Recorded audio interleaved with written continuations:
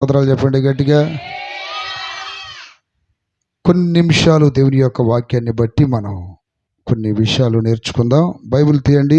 హల్లెలూయా. హోషేయ గ్రంథము 2వ అధ్యాయం 20వ వాక్యం చదువుకుందాం.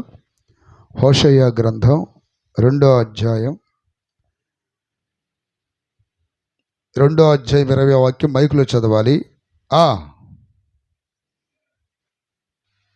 నీవు యెహోవాను ఎరుగునట్లు నేను నమ్మకమును బట్టి నిన్ను ప్రధానము చేసుకొందును. గట్టిగా చెప్పండి. ఈ వాక్యములో దేవుడు తన ప్రజలైనటువంటి వారితో చెప్తున్నాడు, నమ్మకమును బట్టి నేను నిన్ను ప్రధానము చేసుకొందును అంటున్నాడు. దేవుని స్తోత్రం కలుగునగాక. ప్రధానము అనగా అర్థం ఏంటి? Engagement, right. హల్లెలూయా. వివాహానికి ముందు ప్రధానము జరిగింది అంటారు, చూసారా? ఎంగేజ్మెంట్. ఇక్కడ దేవుడు తన ప్రజలతో ప్రధానము చేయాలని ఆయన నిశ్చయించుకున్నాడు. ప్రధానం ఎందుకు చేసుకుంటారు అంటే, ప్రధానం తదుపరి ఏం జరిగిద్ది? వివాహము జరిగిద్ది. ప్రియుడు అనబడుతున్న యేసు ప్రభువారు సంఘం అనబడుతున్నటువంటి వధువ లేక కన్యకను ఆయన ప్రధానము చేసుకున్నాడు. ఎందుకు ప్రధానం చేసుకున్నాడంటే, వివాహము చేసుకోవటానికి. వివాహమైన తర్వాత భార్య ఎక్కడ ఉంటుంది? భర్త ఎక్కడుంటే అక్కడ ఉంటుంది. ఇప్పుడు దేవుడు సంఘాన్ని ప్రధానము చేసుకుంటున్నాడు. ఈ విషయాన్నే అపోస్తుడైన పౌలు కొరింథీయులకు రాసిన 2వ పత్రిక 11వ అధ్యాయం 2-3 వాక్యాలు అంటున్నాడు. ఏమనో తెలుసా? దేవాసక్తితో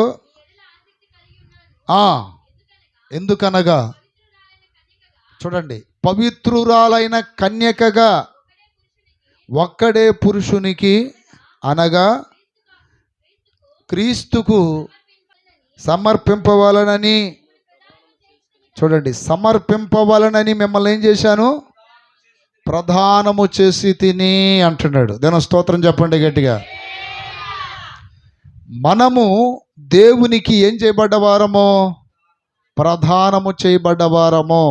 ప్రధానం మనకు జరిగిందంటే తర్వాత ఏం జరగబోతుంది?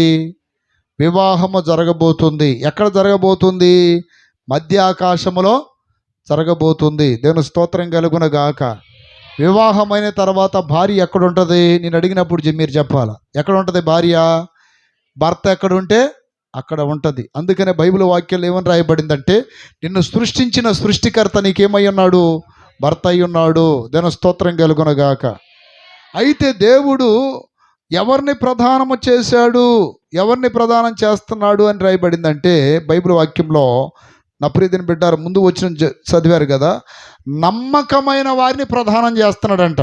ఎవరిని చెప్పాలి మీరు? అదేగా ఆ హోషేయ గ్రంథం 2:20లో రాయబడింది, నమ్మకమును బట్టి నిన్ను ప్రధానము చేసుకొందును. ఇప్పుడు సంఘములో మారు మనసు పొంది, బాప్తిసం పొంది, పరిశుద్ధాత్మ పొంది దైవ సన్నిధికి వస్తున్న మీ అందరిలో ఆయన ప్రధానం చేసుకోవాలంటే ఏం కనపడాలి? నమ్మకత్వం కావాలి. నమ్మకమైన వారిని ఆయన ప్రధానము చేసుకుంటున్నాడు. దేవుని స్తోత్రం కలుగునగాక. ఇప్పుడు నమ్మకమైన వారిని ప్రధానం చేసుకుంటున్నాడు అంటే, నమ్మకం లేని వారిని ప్రధానం చేసుకోవడనే కదా అర్థం. అదే కదా అర్థం. అందుకని సంఘములో సేవకులైనా, సంఘ పెద్దలైనా, విశ్వాసులైనా ప్రతి ఒక్కరిలో ఏం కనపడాలి? నమ్మకం కనపడాలి. నమ్మకత్వం లేకపోతే ప్రధానం జరగదు. ప్రధానం లేకపోతే వివాహము జరగదు. వివాహము లేకపోతే ప్రభుతో యుగయుగాలు ఉండే ఆ భాగ్యము దొరకదు.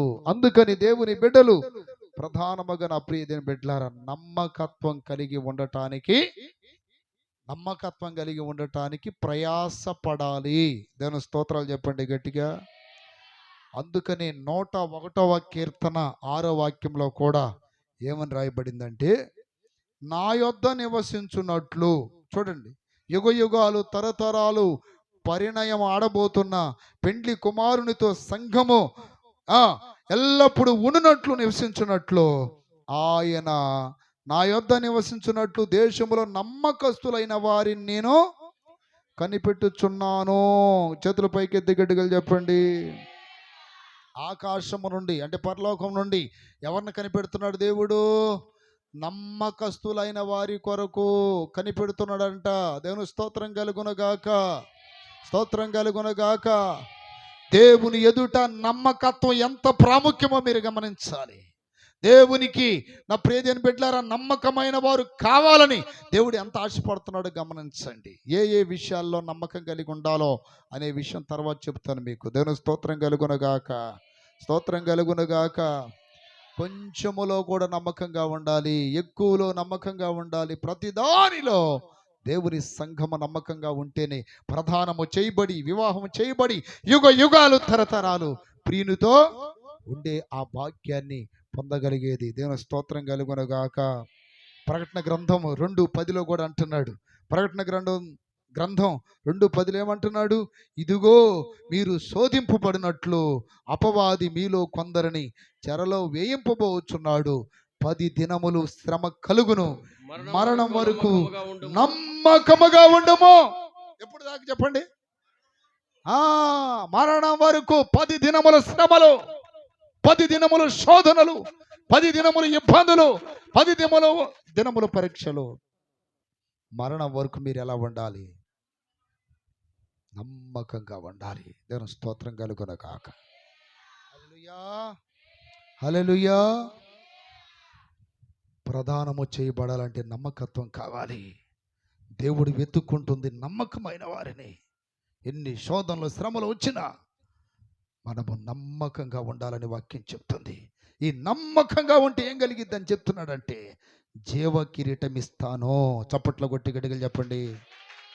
హల్లెలూయా, హల్లెలూయా. ఒక్కసారి నెత్తి మీద ఇలా చేయబెట్టుకోండి, తల మీద చేయబెట్టుకొని, తండ్రి కడ వరకు నీ ఎదుట నేను నమ్మకమైన వాణినిగా ఉందునుగాక, నమ్మకమైన వానిగా ఉందునుగాక, నమ్మకమైన వానిగా ఉందునుగాక, నమ్మకమైన వానిగా ఉందునుగాక, నమ్మకమైన దానిగా ఉందునుగాక అని ప్రార్థన చేసుకోండి. స్తోత్రం, స్తోత్రం. నమ్మకమైన వారి కొరకు ఆయన ఎదుగుతున్నాడు. నమ్మకమైన వారిని ప్రదానం చేసుకోబోతున్నాడు. నమ్మకమైన వారిని వివాహం చేసుకోబోతున్నాడు.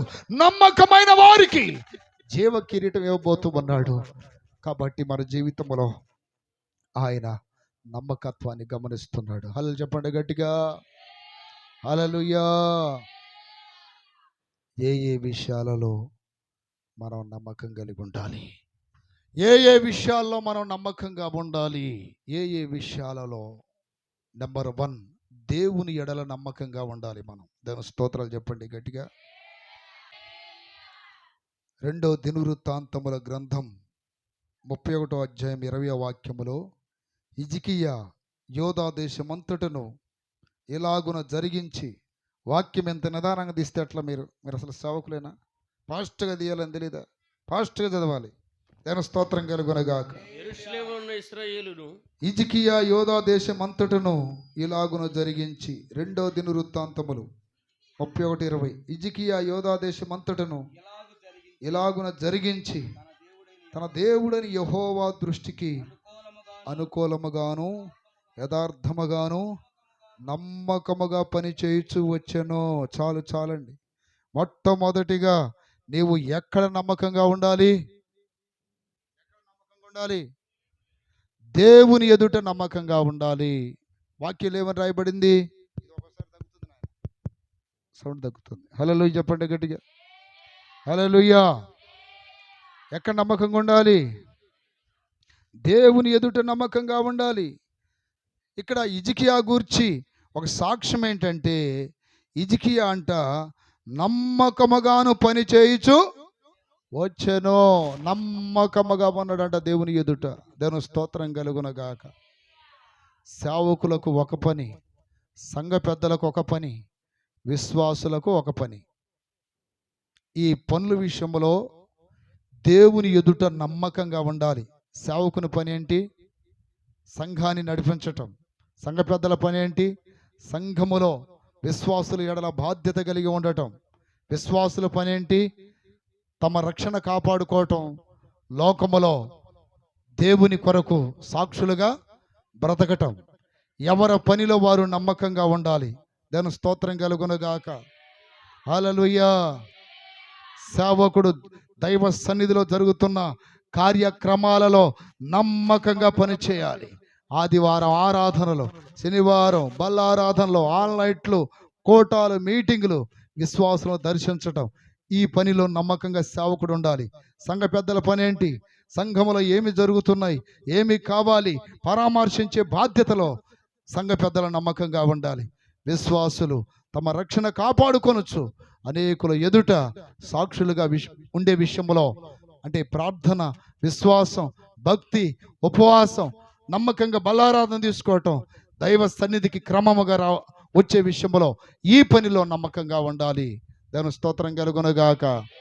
స్తోత్రం కలుగునుగాక. యేసు ప్రభువారు గెత్సెమనే తోటలో చివరి ప్రార్థన చేస్తున్నాడు. ఆయన ఏమని? యోహాను సువార్త 17వ అధ్యాయంలో రాయబడింది, నీవు నాకు అప్పగించిన పని సంపూర్ణముగా నెరవేర్చి భూమి మీద నిన్ను మహిమపరుచుచున్నాను. దేవుడు నీకు అప్పగించినది, అది చిన్నదైనా పెద్దదైనా, ప్రియ దేవుని బిడ్డలారా, నమ్మకంగా చేయాలి. నమ్మకంగా పని పూర్తి చేస్తే దేవుని ఎదుట నమ్మకస్తునిగా, నమ్మకస్తురాలుగా నీవు దేవుని ఎదుట పిలువబడతావు. ఈ రోజున చాలామంది దేవుని పనిలో నమ్మకంగా లేరు, దేవుని అప్పగించిన బాధ్యతలో నమ్మకంగా లేరు. ఇలాంటి వారు దేవుని చేత ప్రదానం చేయబడతారా? ఇలాంటి వారు యుగ యుగాలు ప్రభు ఎదుట నివసించగలరా? పరీక్షించుకోవాలి. దేవుడు నాకేం అప్పగించాడు, అది చిన్న పని అయినా పెద్దదైనా సరే దానిలో నేను నమ్మకంగా ఉండాలి, నమ్మకంగా పని చేయాలి. యోహాను సువార్త 17వ అధ్యాయం 4వ వాక్యం, చేయుటకు నీవు నాకు అప్పగించిన పని, చూడండి, కొంచెం కాదు సంపూర్ణముగా నెరవేర్చి భూమి మీద నేను నిన్ను మహిమపరిచితిని. చేతుల పైకెత్తి గడ్డగలు చెప్పండి. దేవుని ఎదుట నమ్మకంగా ఉండాలి. మనం నీకు ఒక ఊడిసే పని అప్పగించారా, పట్లేసే పని అప్పగించారా, భోజనాలు వండే పని అప్పగించారా, లేకపోతే ఇంకోటి అప్పగించారా, కొంచెములో కూడా నువ్వు నమ్మకంగా ఆ పని నెరవేర్చగలిగితే దేవునికి మహిమ తెచ్చిన వాడవు, తెచ్చిన దానవు అవుతావు. ప్రభు అంటున్నాడు, నీవు నాకు అప్పగించిన ఇదిగో ఈ పని అంతా సంపూర్ణంగా నెరవేర్చి భూమి మీద నిన్ను మహిమ పరిచితిని అంటున్నాడు. ఈ రోజున విశ్వాసులారా, మీకు కొన్ని పనులు ఉన్నాయి. ఉదయాన్నే లెగవటం, ప్రభుని స్తుతించటం, ఉదయాన్నే లెగవటం, వాక్యం ధ్యానించటం, ఉదయాన్నే లెగవటం, దేవుని బిడల గురించి విజ్ఞాపన చేయటం, అది ఒక పని.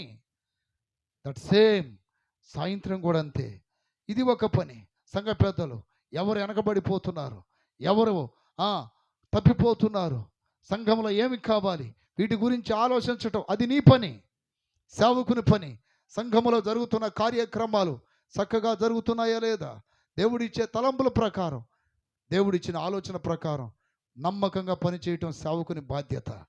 ఎవరి పనిలో వారు నమ్మకంగా ఉన్నప్పుడు ఆ వ్యక్తులు దేవుని ఎదుట నమ్మకమైన వారుగా బ్రతుకుతున్నట్టు. దేవుని స్తోత్రాలు చెప్పండి గట్టిగా.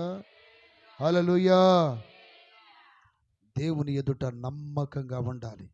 ప్రతిరోజు ప్రార్థన చేస్తే నమ్మకంగా ఉన్నట్టు, వాక్యం ధ్యానిస్తే నమ్మకంగా ఉన్నట్టు, చక్కగా వారానికి ఒక రోజు ఉపవాసం అంటే నమ్మకంగా ఉన్నట్టు, వారం క్రమం తప్పకుండా దైవ సన్నిధికి వస్తే నమ్మకంగా ఉన్నట్టు. ఇలాంటి విషయాలు ఆబ్సెంట్లు పడితే ఆ వ్యక్తి నమ్మకంగా లేడు. ఒక స్కూల్కి ఒక పిల్లోడిని మనం పంపిస్తున్నప్పుడు నమ్మకంగా వెళ్ళి హాజరైపించుకుంటే రిజిస్టర్లో పేరు ఉంటుంది. వాడు అప్పుడప్పుడు ఆబ్సెంట్లు పెడతా ఉంటే ఆ పిల్లోడు మాకొద్దు, వాడి వలన మిగతా పిల్లలు కూడా చెడిపోతారు, వాడు ఎప్పుడు వస్తాడు ఎప్పుడు పోతాడో, వాడు నమ్మకమైన వాడు కాదని రిజిస్టర్లో పేరు ఏం చేస్తారు, తీసివేస్తారు. దేవుని జీవగ్రంథములో పేరు కూడా అందరివి ఉండవు, నమ్మకమైన వారి మాత్రమే ఉన్నాయి. నా మాట ఎంతమందికి అర్థమైంది? హల్లెలూయా. ఈ నా కుమారుడు నమ్మకంగా మందిరానికి వస్తాడు, ఈ నా కుమార్తె నమ్మకంగా ప్రార్థన చేసిద్ది, ఈ నా కుమారుడు నమ్మకంగా ఉపవాసాలు ఉంటాడు, ఈ నా కుమార్తె నమ్మకంగా నమ్మకంగా బలారాధన తీసుకుంటుంది. ఈ నమ్మకత్వం సంపాదించుకుంటే తప్ప ప్రధానము చేయబడటానికి నీలో వేరొక అర్హత లేనే లేదు. దాని స్తోత్రం కలుగునగాక. నమ్మకమైన వారి కొరకు ఆకాశము నుండి ఆయన కనిపెట్టి చూస్తూ ఉన్నాడు. దాని స్తోత్రం కలుగునగాక, స్తోత్రం కలుగునగాక.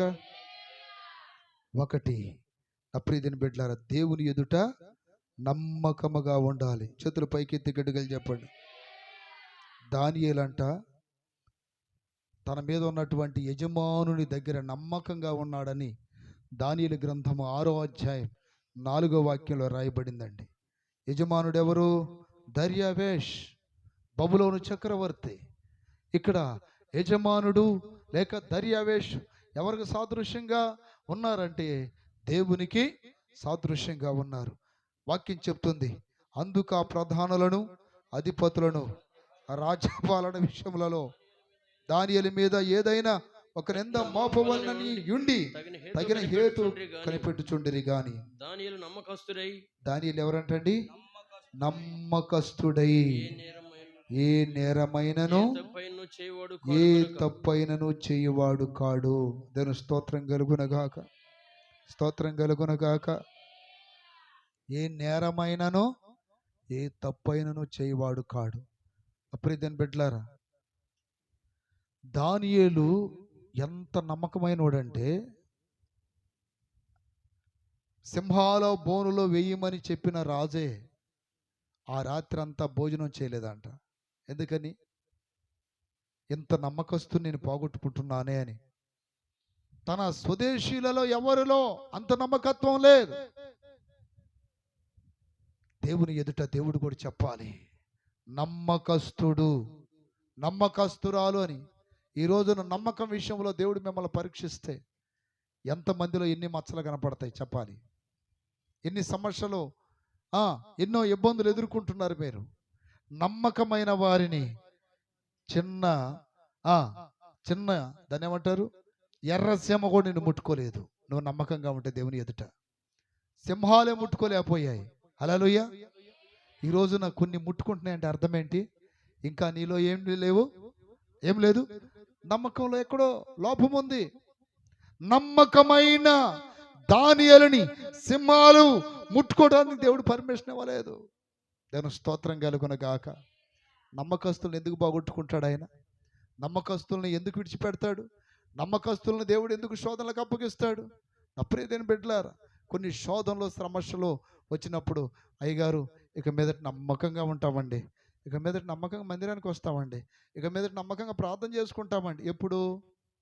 ఎప్పుడు సమస్యలు వచ్చినప్పుడు ఆ పని ఏదో ముందు చేయొచ్చుగా. ఇక మీద నమ్మకంగా ఉంటామండి. దేవుని స్తోత్రం కలుగునగాక. ప్రతి దానిలో దేవుని బిడ్డలు నమ్మకం కలిగి దేవుని ఎదుట కనపడాల. మనుషులు ఎదుట నమ్మకంగా కనపడటం వేరు, దేవుని ఎదుట నమ్మకంగా కనపడాలి. నన్ను నా దేవుడు చూస్తున్నాడు, నేను ఎలాంటి వాడను, ఎలాంటి దానను ఆయనకు తెలుసు. ఆయన ఎదుట నేను నమ్మకంగా ఉన్నాను నాకు తెలుసు. దాని స్తోత్రం కలుగునగాక. హల్లెలూయా. గుణవతి అయిన భార్య ఒక ఆవిడ ఉంది బైబిల్లో. ఇక్కడ గుణవతి అయిన భార్య అనేది సంఘానికి సాదృశ్యం, భర్త క్రీస్తుకు సాదృశ్యం. భర్త ఆమె ఎడల నమ్మకముంచెను అని రాయబడింది. అంటే గుణవతి అయిన భార్య అనబడుతున్న సంఘము ఎడల ప్రియుడు ఏముంచుతున్నాడు? నమ్మకముంచుతున్నాడు. దాని స్తోత్రం కలుగునగాక. సామెతల గ్రంథం 31వ అధ్యాయం ఎన్నో వచనమమ్మా? 11, 31:11. ఆమె పెనిమిటి ఆమె యందు నమ్మిక ఉంచును. దాని స్తోత్రం కలుగునగాక. ఇప్పుడు భర్తలు నమ్మాలంటే ఎంత నమ్మకంగా ఉంటేనే కదా నమ్మేది. ఇప్పుడు భార్యలో లోపాలుంటే భర్తలు నమ్ముతారా?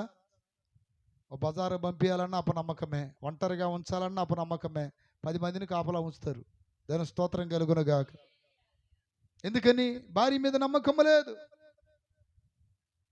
అయితే నా ప్రియదని పెట్టారు, దేవుడు మన ఎడల నమ్మకం కలిగి ఉండాలి అంటే గుణవతి అయిన భార్యలాగా మనం ఉండాలి. నేను స్తోత్రం కలుగునగాక. హల్లెలూయా, హల్లెలూయా. దేవుడి ఎదుట నమ్మకం లేనప్పుడు దేవుడు బలా నమ్మకమైన చెడ్డదాసుడా అంటాడు.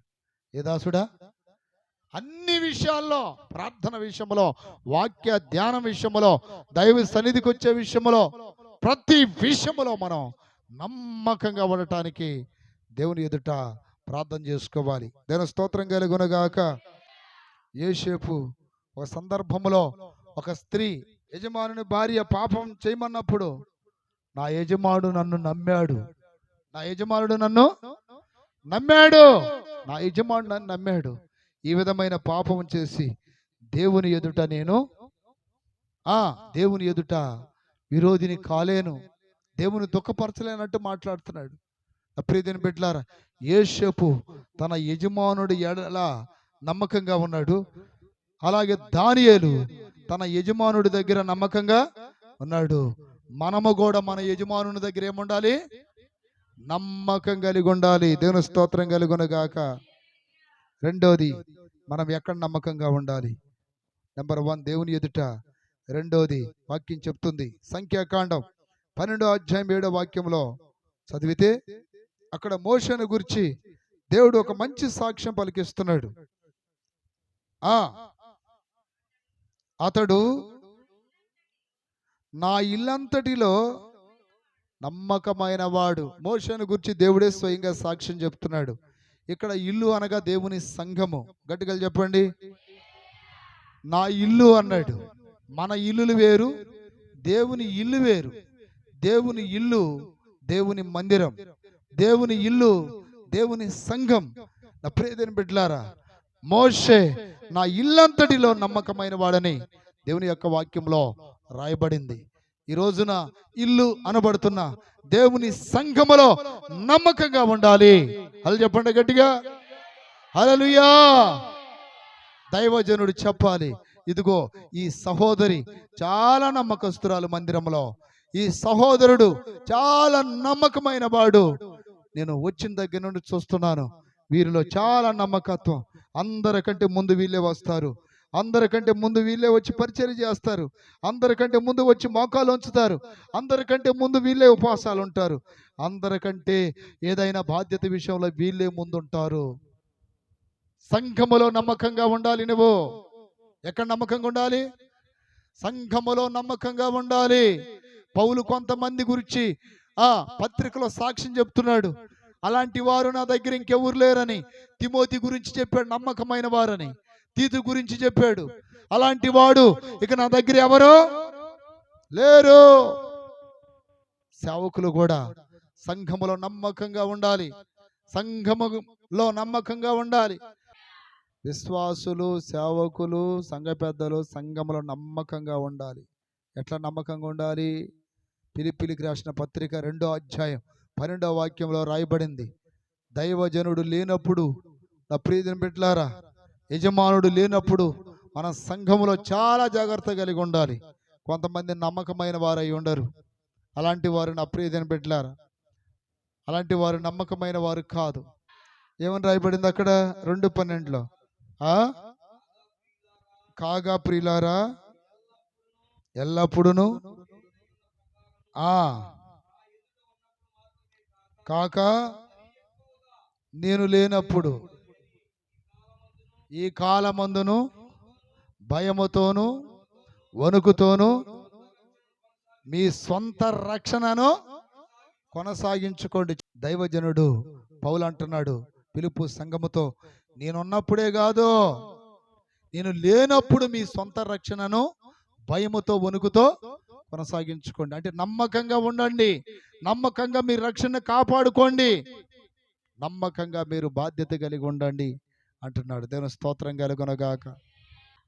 కొన్ని సందర్భాల్లో నా ప్రియమైన బిడ్డలారా, దైవ సేవకులు మీ దగ్గర లేకపోవచ్చు, ఉండకపోవచ్చు.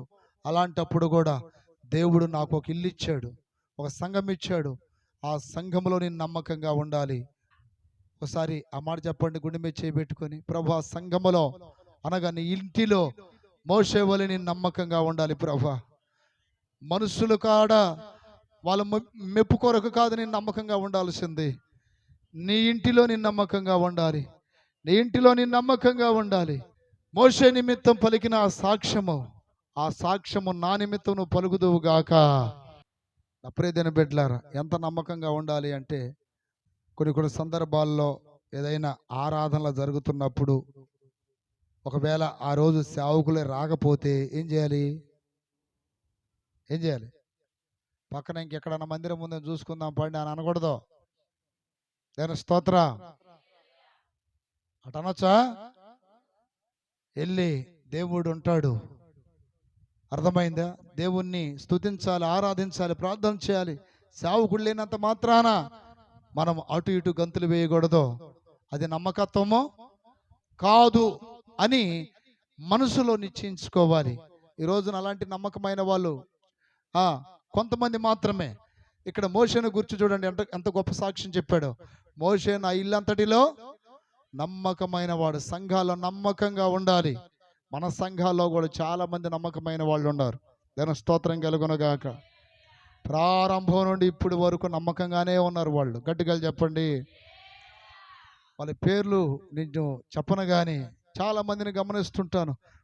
వాళ్ళు రక్షణ పొందిన దగ్గర నుండి ఇప్పటి వరకు నమ్మకంగా దైవ సన్నిధిలో కనపడుతున్నారు. నా ప్రియమైన బిడ్డలారా, కొంతమంది అసలు ఎటు కదిలినోళ్ళు కూడా కాదు.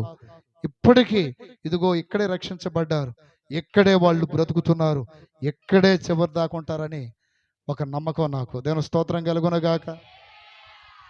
మోషే గురించి దేవుడు అంత గొప్ప సాక్ష్యం పలికాడు. నా ప్రియమైన బిడ్డలారా, మనం చెట్టులాగుండాలి. చెట్టు ఎక్కడైతే నాటబడిందో అక్కడే చచ్చిపోద్ది. ఆమేన్. చెట్టు ఎక్కడైతే నాటబడిందో అక్కడే చచ్చిపోద్ది. చెట్టు ఎక్కడైతే నాటబడిందో అక్కడే పూత పట్టిద్ది, పిందెలు కాసిద్ది, కాయలు కాసిద్ది, ఫలాలు ఫలించిద్ది, అక్కడే చచ్చిపోద్ది. దేవుడు మనల్ని ఏ సంఘములో నాటాడో, ఏ సంఘములో స్థిరపరిచాడో అక్కడే మన జీవితాలు ముగించబడాలి. హల్లెలూయా చెప్పండి గట్టిగా. అటు ఇటు గంతులు వేయకూడదు. ఎందుకనంటే ఇంటిలో నమ్మకంగా ఉండాలి మనం. దేవుని స్తోత్రం కలుగునగాక. ఇది ఒక గొప్ప సాక్ష్యం అన్నమాట. సాక్ష్యం యజమానుడు ఉన్నప్పుడే కాదు. పౌలు అంటున్నాడు అక్కడ, నేనున్నప్పుడే కాదు, నేను లేనప్పుడు మరి ఎక్కువగా భయపడి మీ సొంత రక్షణను కొనసాగించండి. ఇప్పుడు పేతురు గారిని జైల్లో వేసినప్పుడు పేతురు గారు అయిపోయాళ్లే, ఇక మనము చల్లా చెదిరైపోదాం అన్న ఆలోచన రాలా. అందరూ ఏకంగా కూడా ఏం చేస్తున్నారు అంటే, ఆ విశ్వాసులు ఎవరండి? నమ్మకమైన విశ్వాసులు. దాని స్తోత్రం కలుగునగాక. నమ్మకమైన విశ్వాసులు నమ్మకంగా ఉండాలి. నాకు తెలిసిన ఒక సంఘం ఉందండి, అది అమరావతి ఏరియాలో ఉంటుంది. ఆ పాస్టర్ గారు మీకు కూడా కొంతమంది తెలుసు, జ్ఞానయ్య గారు. ఎంతమంది తెలుసు? జ్ఞానయ్య గారు మన దగ్గర కూడా అనేక మార్లు వచ్చారు. ఆయన వచ్చి వాక్య పరిచర్య చేశారు. అప్రియదేని బిడ్డలారా, ఒకరోజు నేను ఆయన ప్రభు సన్నిధికి వెళ్ళిన తర్వాత, అంటే మహిమలోనికి ప్రవేశించిన తర్వాత నేను ఆ సంఘాన్ని దర్శించడానికి వెళ్ళాను.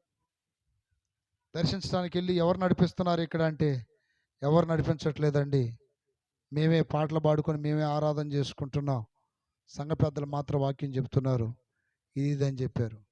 అప్రియదేని బిడ్డలారా, మరలా ఒక సంవత్సరం తర్వాత వేరే వాళ్ళని అడిగాను, ఎవరైనా వచ్చారా సేవకులని. రాలేదండి అన్నారు. ఇప్పటికీ వాళ్ళు ఎంత నమ్మకస్తులంటే, అక్కడ రక్షించబడ్డ వాళ్ళు సేవకుడు ఇంకా రాకపోయినప్పటికీ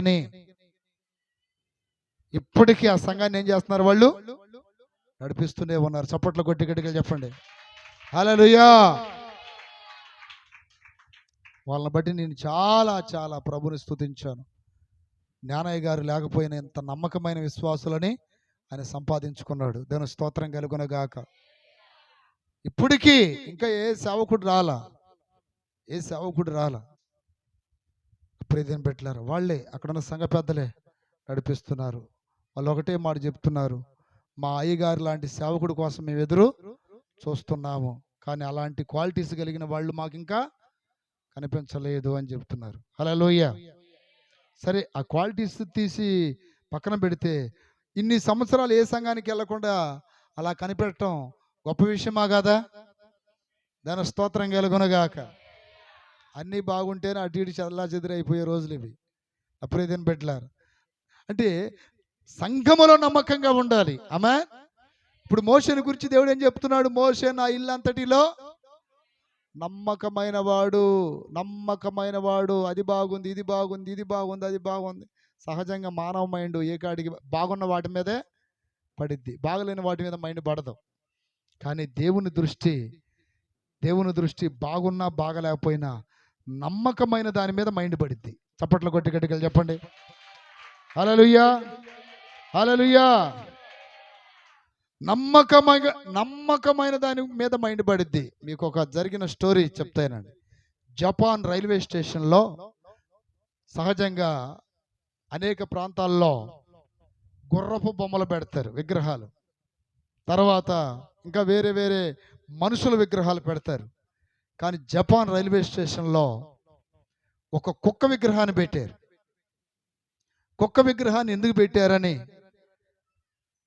చాలా మంది ఆలోచిస్తున్న ఎవరికి అర్థం కావట్లా. గుర్రాల విగ్రహాలు పెడతారు, మనుషుల విగ్రహాలు పెడతారు, కొంతమంది దేవుళ్ళ యొక్క విగ్రహాలు పెడతారు. కానీ ఇక్కడ కుక్క విగ్రహం ఎందుకు పెట్టారా అని చాలా మంది ఆశ్చర్యంగా ఆలోచిస్తూ ఉంటారు. ఒక దినాన ఆ రైల్వే స్టేషన్ అధికారులను ఒక వ్యక్తి ఆపట్టుకోలేకపోయి, సార్ సహజంగా గుర్రాలని మనుషుల విగ్రహాలు దేవుళ్ళ విగ్రహాలు పెడతారు, అయితే మీరు కుక్క విగ్రహం ఎందుకు పెట్టారని అంటే దాని వెనకాల చాలా కథ ఉందన్నాడంట. దేవుని స్తోత్రం కలుగునుగాక. ఈ కుక్క విగ్రహాన్ని ఒక నమ్మకానికి గుర్తుగా మేము ఇక్కడ విగ్రహాన్ని తయారు చేయించి పెట్టాం. ఈ కుక్క ఎంత నమ్మకమైందో చెప్తా స్టోరీ ఈనండి అని అడిగిన వ్యక్తికి వాళ్ళు చెప్పినప్పుడు ఆ వ్యక్తి ఎంతో ఎంతో గుండెలో బాదుకుని ఏడ్చాడంట, అంత నమ్మకమైందని.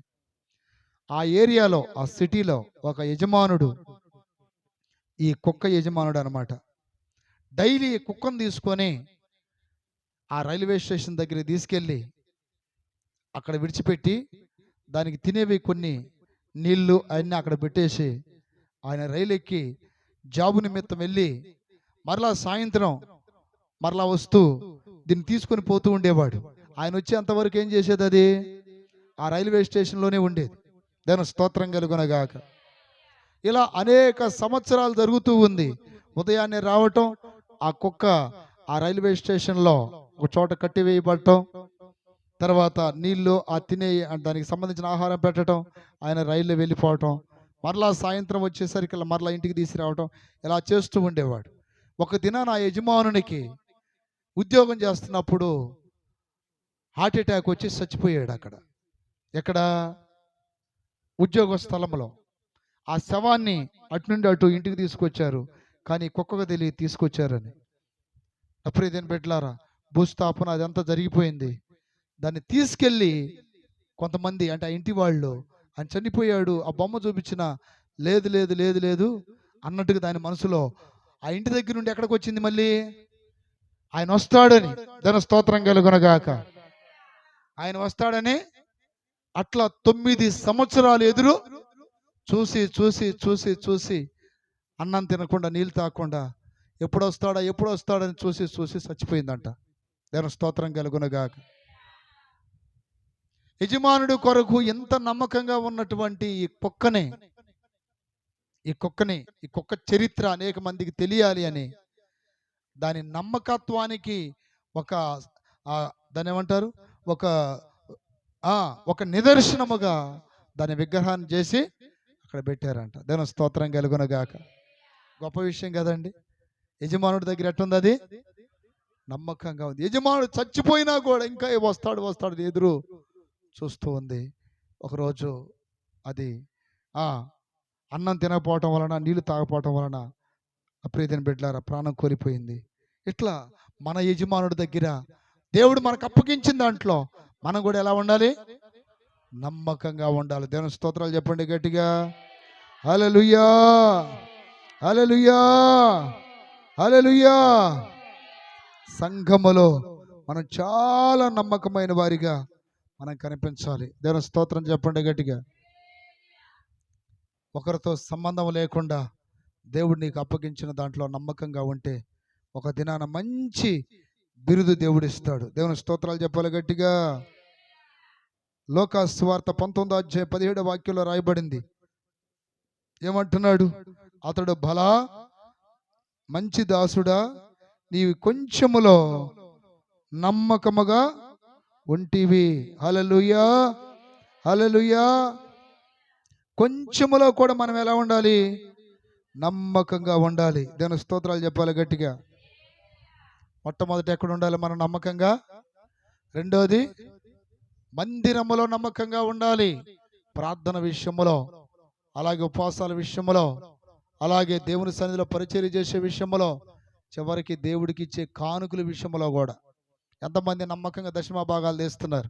దేవుని స్తోత్రాలు చెప్పాలి గట్టిగా.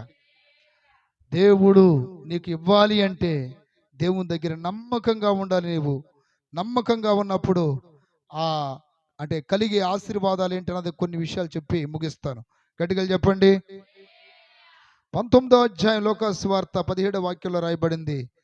అతడు బలా మంచి దాసుడా, నీవు ఈ కొంచెములో నమ్మకంగా ఉంటివి గనుక 10 పట్టణముల మీద అధికారివై యుండుమని వానితో చెప్పాను. చూడండి, నమ్మకమైన వారిని దేవుడు అధికారులుగా చేస్తాడు. చప్పట్లు కొట్టి గట్టిగా చెప్పాలి. హల్లెలూయా. అధికారి అంటే ఏలుబడి చేసేవాడా, ఏలుబడి క్రింద ఉన్నవాడా? దేవుడు నిన్ను ఏలుబడి చేసే పై స్థాయిలో ఉంచాలి అంటే నువ్వు ఎలా ఉండాలి? అధికారి. అక్కడ అంటున్నాడు చూడండి, ఏమనంటే 10 పట్టణముల మీద అధికారివై ఉండువని యుండుమని వానితో చెప్పాను. చేతుల పైకెత్తి గడ్డగలు చెప్పండి. ఈరోజు నా ప్రియమైన బిడ్డలారా, కొన్ని సందర్భాలలో మనం లో స్థితిలో ఉంటాం. మనం కూడా అట్లా అధికారం చేస్తే ఎంత బాగుంటుంది, ఆ స్థాయికి వస్తే ఎంత బాగుంటుంది అని అనుకుంటాం. నా ప్రియమైన బిడ్డలారా, ఈ అధికారము దేవుని వలన కలగాలి అంటే మనం దేవుని ఎదుట నమ్మకంగా ఉండాలి. దేవుని స్తోత్రం కలుగునగాక. ఇప్పుడు ఎగ్జాంపుల్, నీ ఇల్లు ఉంది, నీ ఇంటిలో నీ అత్త మామలు, లేక నీ భర్త, లేక నీ భార్య అందరు నీ మాట గౌరవిస్తున్నారంటే వాళ్ళ మీద దేవుడు నిన్ను ఏం చేసినట్టు? అధికారిగా. ఎందుకని నీ మాటకు రెస్పెక్ట్ ఇస్తున్నారంటే నేను దేవుడు అధికారిగా చేశాడు. ఇప్పుడు యోసేపు ఉన్నాడు, బానిసగా వెళ్ళాడు, కానీ అక్కడ యజమానుడు కూడా అతని మాటకే లోబడిపోతున్నాడు. ఎందుకని? దేవుడు యోసేపుని అధికారిగా చేశాడు. దేవుని స్తోత్రం కలుగునగాక.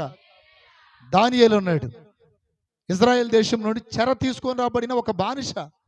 అయినను 120 మంది అధిపతుల మీద 3 ప్రధానులు ఉంటే ఆ 3 కంటే కూడా పై స్థానంలో ఎవరున్నారు? దానియేలు ఉన్నాడు. నమ్మకమైన దానియేలుని దేవుడు ఏం చేశాడు? అధికారిగా మార్చాడు.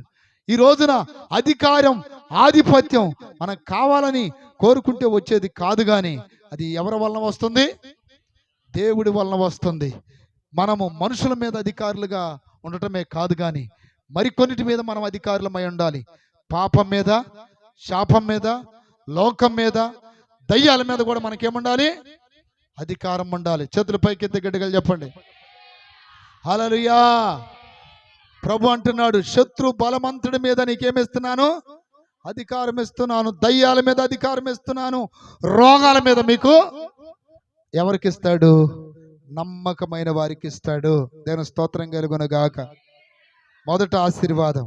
రెండోది సామెతల గ్రంథం 28వ అధ్యాయం 20వ వాక్యంలో రాయబడింది, నమ్మకమైన వానికి దీవెనలు మెండుగా కలుగును. హల్లెలూయా చెప్పాలి గట్టిగా. దీవెనలు కావాలయ్యా అని కొంతమంది ఆశపడతారు. నిజంగా మీలో ఎంతమంది దీవెనలు కావాలని కోరుకుంటున్నారు చెప్పండి? దీవెనలు అందరూ కోరుకుంటారా లేదా? ఇప్పుడు ఏశావుకు రావాల్సిన దీవెనలు ఎవరికి పోయాయి? యాకోబుకు పోయాయి. ఏశావుకు రావాల్సిన దీవెనలు యాకోబుకు పోయాయి. ఎందుకని? ఏశావు నమ్మకంగా లేడు, యాకోబు నమ్మకంగా ఉన్నాడు. ఇప్పుడు దీవెనలు కావాలి తండ్రి అని దీవెనలు యాకోబుకి ఇచ్చిన తర్వాత మరలా కోరుకుంటే దీవెనలు వచ్చే శాపం వచ్చిందా? శాపం భయంకరమండి. దీవెనలు వేరు. దీవెనలు శాపాలకి వ్యత్యాసం మీరు తెలుసుకోవాలంటే ద్వితీయోపదేశ ఖండం 28వ అధ్యాయం మొత్తం చదువుకోండి. కొన్ని వచనాలు దీవెనలు, కొన్ని వచనాలు శాపాలు అక్కడ రాయబడి ఉంటాయి. నా ప్రియ దేవుని బిడ్డలారా, దేవుడు మెండైన దీవెనలో నమ్మకమైన వారికి ఇస్తాడని వాక్యంలో రాయబడింది. దేవుని స్తోత్రం కలుగునగాక. నీ కుటుంబం దీవించబడాలన్నా, నీ వ్యాపారం దీవించబడాలన్నా, నీ ఉద్యోగం దీవించబడాలన్నా, నీ పిల్లలు దీవించబడాలన్నా, నీ పరిస్థితులు దీవించబడాలన్నా దేవుని ఎదుట ఎలా ఉండాలి? నమ్మకంగా ఉండాలి. రెండో దీవెన, దేవుని స్తోత్రాలు చెప్పండి గట్టిగా. హల్లెలూయా. నెహెమ్యా గ్రంథం 7:2 రాయబడింది, నా సహోదరుడైన అనానికిని కోటకి అధిపతి అయిన హనన్యాకును యెరూషలేం పైన అధికారము ఇచ్చి తిని. హనన్యా నమ్మకమైన మనుషుడు, అందరికంటే ఎక్కువగా దేవుని ఎదుట భయభక్తులు గలవాడు. ఇప్పుడు ఇక్కడ యెరూషలేం మీద హనన్యాకి అధికారం ఇవ్వబడిందంట. యెరూషలేం అంటే ఏంటి? దేవుని సంఘమే. దేవుని స్తోత్రాలు చెప్పాలి గట్టిగా. ఇప్పుడు సంఘం మీద అధికారం అంటే, ఇప్పుడు ఎగ్జాంపుల్, విశ్వాసులు మీరు ఉన్నారు, సంఘ పెద్దలు ఉంటారు. వారు నమ్మకంగా ఉన్నంతకాలం సంఘం అనబడి యెరూషలేం మీద ఏముంటుంది? వాళ్ళకి అధికారం ఉంటుంది. దేవుని స్తోత్రం కలుగునగాక. అందుకని సంఘ పెద్దలు కూడా నమ్మకంగా ఉండాలి. ఒక విశ్వాసిని మాట వినాలి అంటే వాళ్ళకి నువ్వు మాదిరిగా ఉండాలి. అర్థమైందా? వాళ్ళందరికంటే ముందు వస్తే నువ్వు అందరికంటే లాస్ట్ వచ్చి అధికారం చెలాయించాలంటే కుదిరిద్దా? కుదరదు. నువ్వు అందరి మీద అధికారిగా ఉండాలి అంటే అందరికంటే ముందు నీవు, నీ భార్య, నీ పిల్లల ముందొచ్చి ఉండాలి. ఇక్కడ హనన్యాకి యెరూషలేం మీద అధికారం ఇచ్చాడంట నెహెమ్యా. ఎందుకు ఇచ్చాడు? అతడు నమ్మకమైన వాడని వాక్యంలో రాయబడింది. దేవుని స్తోత్రం కలుగునగాక. స్తోత్రం కలుగునగాక. సేవకులుగా దేవుడు ఇస్తాడు అధికారం. ఒక బైబిల్ వాక్యంలో రాయబడింది, శ్రద్ధగా పనిచేయవాడు ఏలుబడి చేస్తాడు. శ్రద్ధ లేకుండా నాకు పాకలు కావాలంటే కుదిరిద్దా? కుదరదు. దేవుని స్తోత్రం కలుగునగాక. మొట్టమొదటిగా నా ప్రియ దేవుని బిడ్డలారా అధికారం ఇస్తున్నాడు, రెండోది దీవెనలు ఇస్తున్నాడు, మూడోది ఏలుబడి ఇస్తున్నాడు. హల్లెలూయా చెప్పండి గట్టిగా, చెప్పండి గట్టిగా, చెప్పండి గట్టిగా. నమ్మకమైన వారితో దేవుడు నిబంధన చేస్తాడంట. నెహెమ్యా గ్రంథం 9:8 రాయబడింది, అతడు నమ్మకమైన మనసు గలవాడని ఎరిగి కనానీయులు, హిత్తీయులు, అమోరీయులు, పెరిజ్జీలు, యెబూసీలు, గిర్గాషీలు అను వారి దేశమును అతని సంతతి వారికి ఇచ్చినట్లు అతనితో నిబంధన చేసిన వాడవు నీవే. చూసారా దీవెనలు ఎలా వస్తున్నాయో? నమ్మకమైన వారితో దేవుడు ఏం చేస్తాడు? నిబంధన అంటే ఏంటి? ప్రమాణం, ఒడంబడిక. పాలు తేనెలు ప్రవహించే దేశం నీకు ఇస్తాను అన్నాడు. ఇచ్చాడా లేదా? అట్లాగే దేవుడు నిబంధన చేస్తాడంట నమ్మకమైన వారితో. నా కుమారుడా, ఈ సంవత్సరం నిన్ను దీవిస్తాను. ఆమేన్. ఈ సంవత్సరం నీ అప్పుల నుండి విడిపిస్తాను. ఈ సంవత్సరం నిన్ను హెచ్చిస్తాను. ఎట్లాంటి ప్రమాణాలు దేవుడు నీతో చేయాలంటే నువ్వు ఎలా ఉండాలి?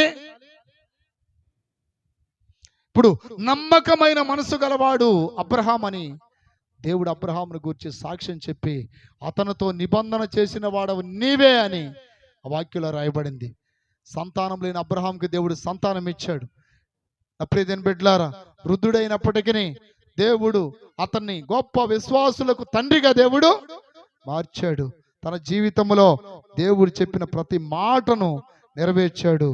అన్ని విషయాలలో దేవుడు అబ్రహామును ఏం చేశాడు? ఆశీర్వాదించాడని ఆదికాండం 24:1 వాక్యంలో రాయబడింది. దేవుడు అన్ని విషయాలు అబ్రహామును ఏం చేశాడు? దేవుడు ఆశీర్వాదించాను. చేతుల పైకెత్తి గట్టిగా చెప్పండి, చెప్పండి గట్టిగా. అందుకని నా ప్రియ దేవుని బిడ్డలారా, నమ్మకంగా ఉంటే మొట్టమొదటిగా ఏం కలుగుతుంది? అధికారము, రెండోది దీవెనలు, మూడోది ఏలుబడి, నాలుగోది నిబంధన చేస్తాడు. అపనమ్మకంగా ఉంటే యెషయా గ్రంథం 48:8 రాయబడింది, అపనమ్మకంగా ఉంటే శిక్షలు కూడా ఉన్నాయండి. దేవుని స్తోత్రం కలుగునగాక. అపనమ్మకంగా ఉన్న వాళ్ళకి ఏమున్నాయి? శిక్షలు కూడా ఉన్నాయి. యెషయా గ్రంథం 48:8 రాయబడింది, అవి నీకు వినబడనే లేదు, నీకు తెలియబడనే లేదు, పూర్వం నుండి నీ చెవి తెరవబడనే లేదు, నీవు అపనమ్మకస్తుడవై నీ తల్లి గర్భమున పుట్టినది మొదలుకొని తిరుగుబాటు చేయువాడవని అనిపించుకుంటువని నాకు తెలియను. చూడండి, అపనమ్మకస్తుడవై నీ తల్లి గర్భమున పుట్టిన మొదలుకొని తిరుగుబాటు అంటే కొంతమంది రక్షించబడిన నాటి నుండి సంఘములో దేవుని మీద తిరుగుబాటు చేస్తారు, సేవకుల మీద తిరుగుబాటు చేస్తారు. అంటే అపనమ్మకస్తుల్లో ఉండే గుణం ఏంటంటే తిరుగుబాటు చేసే వాళ్ళే అపనమ్మకస్తులు. అంటే మోషే మీద, అహరోను మీద, అభిరాము, దాతాను, కోరాహు కొందరు ఏం చేశారు? తిరుగుబాటు చేశారు. ఆ తర్వాత దేవుని చేత శిక్షించబడ్డారు. భూమి వారిని మృంగివేసింది. చరిత్రహీనులుగా పిలువబడ్డారు. అందుకని నా ప్రియ దేవుని బిడ్డలారా, అపనమ్మకస్తులకి గుర్తు ఏంటంటే తిరుగుబాటు. ఏంటి ఆయన మాట వినేది? ఏంటి పాస్టర్ గారు మాట వినేది? ఏంటి వాళ్ళ మాట వినేది? ఈ గర్వపు మాటలో వచ్చేస్తాయి. వారిలో ఏముందని అర్థం? అపనమ్మకం ఉంటే తిరుగుబాటు వచ్చేస్తుంది. అయితే ఈ అపనమ్మకస్తులకి భయంకరమైన శిక్ష లోకాసువార్త 12:46లో రాయబడింది. వాడు కనిపెట్టని దినములోను ఎరుగని గడియలోను ఆ దాసుని యజమానుడు వచ్చి వాడిని నరికించి, అపనమ్మకస్తులు ఏం చేస్తున్నాడంట? నరికించి అపనమ్మకస్తులతో వానికి పాలు నియమించెను. చూడండి ఎంత భయంకరమైన మాట. అపనమ్మకస్తులను నరికిస్తాడంట, కటిక చీకట్లో వేస్తాడంట, అలాగే ఘోరమైనటువంటి భయంకరమైనటువంటి శిక్షలకు అప్పగిస్తాడని రాయబడింది. అందుకని నా ప్రియ దేవుని బిడ్డలారా, మనం నమ్మకమైన వారమై ఉండాలి. ఎలా ఉండాలి చెప్పండి? అందరు లేచి నిలబడండి. నమ్మకమైన వారిగా ఉండటానికి దేవుడు మనల్ని పిలిచాడు. నమ్మకమైన వారిగా ఉండటానికి దేవుడు మనల్ని రక్షించాడు. దేవుని స్తోత్రం కలుగునుగాక. ఒకసారి ప్రార్థన చేసుకోండి. ప్రభువా, నీ ఎదుట నమ్మకంగా ఉండే కృప నాకు దయచేయి ప్రభువా. నీ ఎదుట నమ్మకంగా ఉండే కృప నాకు కావాలి నాయన. అయ్యా, నీ ఎదుట నమ్మకంగా ఉండాలి. నీ ఎదుట నమ్మకంగా ఉండాలి. సంఘములో నమ్మకంగా ఉండాలి. ప్రతి విషయంలో నమ్మకంగా ఉండాలని ప్రార్థన చేసుకోండి. నమ్మకమైన వారికి మెండైన దీవెనలు, నమ్మకమైన వారికి అధికారం, నమ్మకమైన వారికి ఏలుబడి, నమ్మకమైన వారికి దేవుడు వాగ్దానాలు చేస్తాడు, నిబంధన చేస్తాడు. అపనమ్మకంగా ఉంటే వారిని నరికిస్తాడు. కటిక చీకటి, ఇంకా ఎన్నో సమస్యలు, శిక్షలు రాయబడ్డాయి. గనుక అపనమ్మకస్తులుగా ఉండక నమ్మకస్తులుగా ఉండనట్లు చిన్న ప్రార్థన చేయండి. స్తోత్రం.